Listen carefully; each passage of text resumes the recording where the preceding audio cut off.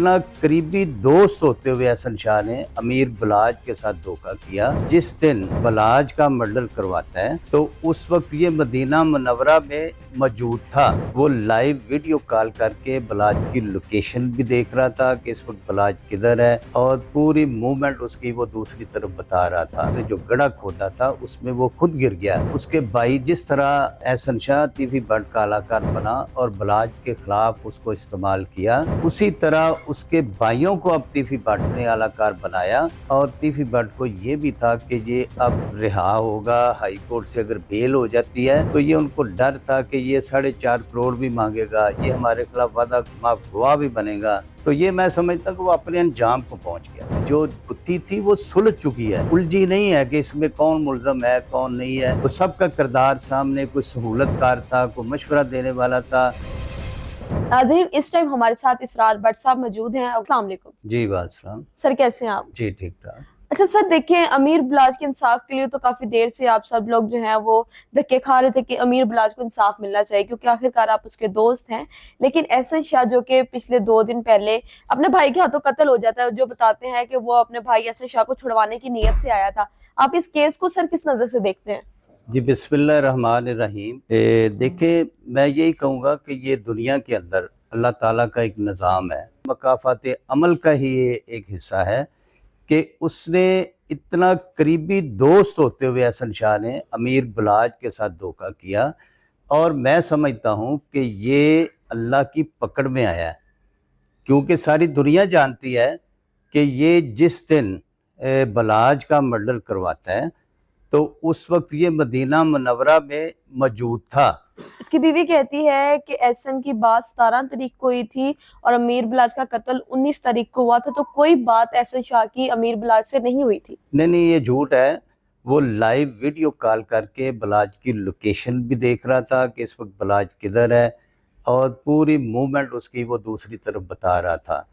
तो अल्लाह के घर में बैठ के तो इस तरह की मुनाफकत करना, तो ये उसके अमाल उसके आगे आए हैं। उसने जो गड़ा खोदा था उसमें वो खुद गिर गया। उसके भाई जिस तरह एहसन शाह टीवी बट कलाकार बना और बलाज के खिलाफ उसको इस्तेमाल किया, उसी तरह उसके भाइयों को अब तीफी भट्ट ने कलाकार बनाया कि अब इसको, चूँकि इसकी ज़मानतें खारिज हो चुकी थी अदालतों से, अब उनको डर था तीफी भट्ट वगैरह को कि ये वादा माफ गवाह ना बन जाए अदालतों में हमारे खिलाफ। और उसके अलावा आप सबको, पूरी दुनिया को, सोशल मीडिया ने इस बात को इतना ज़िंदा रखा हुआ है कि पूरे पाकिस्तान के अंदर एक बच्चा जानता है कि इसने 5 करोड़ में उसकी डील की थी बलाज की।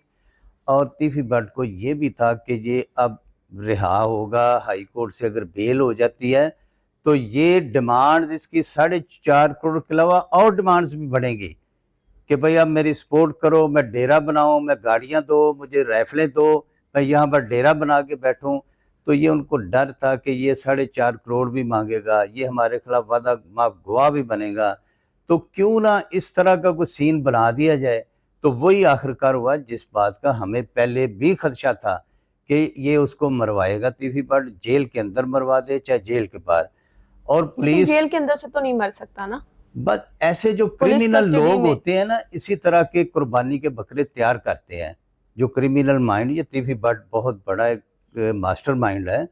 तो ये ऐसे लोग जेल के अंदर भी ऐसे लोग पैदा कर, एहसन शाह जैसे और भी पैदा कर सकते हैं कि जेल के अंदर ही उसके ऊपर अटैक हो जाए। देखो ना, अभी उसने उसके भाइयों को उकसाया और लालच दिया होगा कि पुलिस के हाथों इसको छीन लो, तो छीन के तो इसका हम उनका अब अभी माइंड ये था कि पुलिस से हम छीन लें, ये बाहर रिहा हो जाए और इसको हम कत्ल करवा दें। मगर ये अल्लाह का निज़ाम है कि वहीं पे वो फायरिंग जब उसके भाइयों ने छीनने की नीयत पे की, शदीद फायरिंग हुई, उस इलाके में बड़ा खौफ और राज फैला।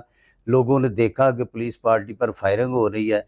तो पुलिस पार्टी ने, जब अचानक आप हमला करते हैं तो सबसे पहले तो उन्होंने अपनी जानें बचानी है।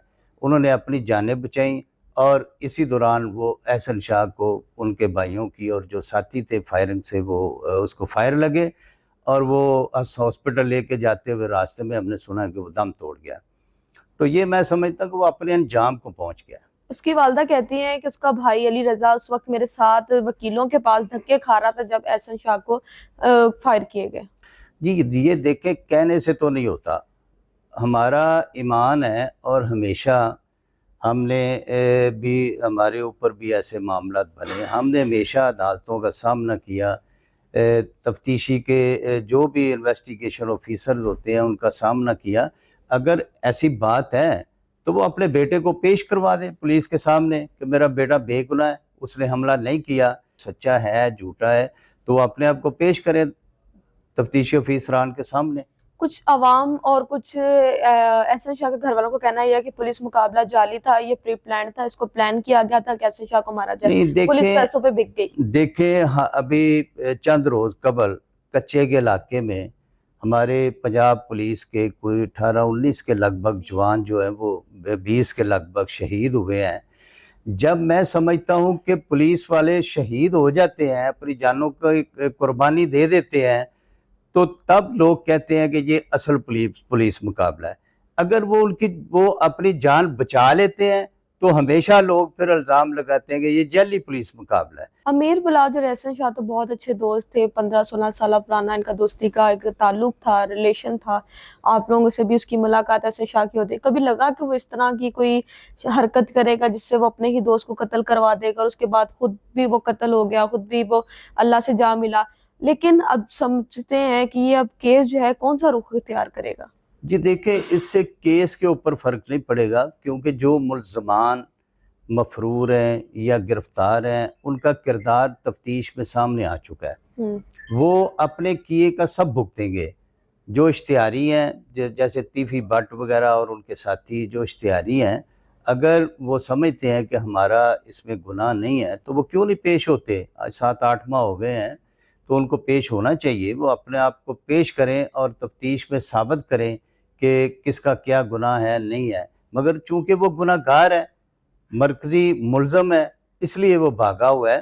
تو اس سے جب بھی پولیس کا ایک پروسیس ہوتا ہے قانونی طور پہ، وہ پروسیس جاری ہے پولیس کا، اور اس میں کسی کا کوئی اثر انداز نہیں بندہ ہو سکتا، کیونکہ یہ ایک قانونی جو طریقہ کار ہے پولیس اس کے مطابق تفتیش جاری ہے پولیس کی، اور وہ جو گتھی تھی وہ سلجھ چکی ہے، الجھی نہیں ہے کہ اس میں کون ملزم ہے کون نہیں ہے، وہ سب کا کردار سامنے، کوئی سہولت کار تھا، کوئی مشورہ دینے والا تھا، کوئی انویسٹمنٹ کرنے والا تھا، کوئی موقع سے بندوں کو لے کر بھاگنے والا تھا، وہ ہر چیز تفتیش میں آپ کے سامنے آ چکی ہے آلریڈی۔ تو انشاءاللہ یہ ہے کہ جب یہ پکڑے جائیں گے، پولیس ان کو انٹرپول کے ذریعے لائے گی انشاءاللہ پاکستان، تو عدالتوں میں پیش کرے گی، جو عدالتوں کا فیصلہ ہوگا وہ سب کے سامنے آ جائے گا۔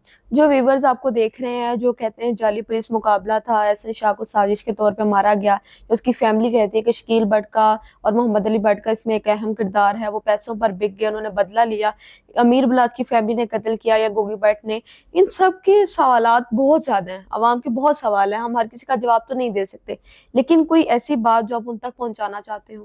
جی دیکھیں میں نہیں سمجھتا کہ ایسے ایماندار اور محمد علی بٹ اور شکیل بٹ، انہوں نے ہمیشہ جو یہ کرائم فائٹر ہیں، انہوں نے ہمیشہ لاہور کے اندر امن و امان کو قائم کرنے کے لیے کام کیا، اور ساری دنیا کے سامنے ہے کہ جو ہمارے لاہور کے تاجر جن شوٹر سے، جن اشتہاریوں سے تنگ تھے، انہوں نے ان کو نکیل ڈالی ہمیشہ۔ تو میں نہیں سمجھتا کہ ایسی بات ہے کہ وہ بک گئے، اگر بکنا ہوتا تو وہ دوران تفتیش بک جاتے اور اسی وقت ایسا کام کر دیتے۔ تو یہ بلاج کی تفتیش میں تو اس کو لایا ہی نہیں گیا، یہ تو کسی اور مقدمے میں مطلوب تھا پولیس کو، تو اس پر اس کو ریمانڈ پہ لائے اور وہ اس کی ریکوری کے لیے لے کے جا رہے تھے۔ تو میں نہیں سمجھتا کہ ایسی بات کہ پولیس بک گئی، اور کیونکہ ان کے اوپر بہت سارے آفیسر بیٹھے ہیں، حکومت ہے، پاکستان ہے، پاکستان کا ایک آئین ہے، قانون ہے، نظام ہے، یہاں پہ کوئی جنگل کا قانون تھوڑی ہے کہ کوئی پیسے لے گا اور لا کے پولیس مقابلے میں مار دے گا، یہ صرف الزامات ہیں۔ بہت شکریہ، آج ہمارے ساتھ اسرار بٹ صاحب موجود تھے۔ احسن شاہ کو جس کیس کے لیے لے کے جایا جا رہا تھا، جس کے ریمانڈ کے لیے، وہ ایک چوری کا کیس تھا جو کہ 2023 میں اس پہ ڈالا گیا تھا، کہ احسن شاہ نے خود کہا کہ میرے پاس کچھ ایسی چیزیں ہیں جو میں نے سائیاں والے قبرستان میں دفنائی ہیں، اس کی نشاندہی کے لیے शकील भट्ट उनको लेकर जा रहे थे, जिसमें उसके भाई एहसन शाह के जो भाई हैं और उसके साथी हैं, उन्होंने उस पर फायरिंग की, जिसमें वो खुद ही हलाक हो गया। आखिरकार इस बात में कितनी सदाकत है, ये केस किस तरफ जाएगा, आखिरकार ये अभी तक थमा नहीं है केस। बहुत सी नई नई बातें रोज सोशल मीडिया पे वायरल हो रही हैं। आप लोग इस केस को किस नजर से देख रहे हैं और एहसन शाह की मौत को किस नजर से देख रहे हैं, हमें कमेंट सेक्शन में आपने लाजमी बताना है। इसी के साथ अपनी मेजबान तैयबा अवान को दे इजाजत। अल्लाह हाफिज।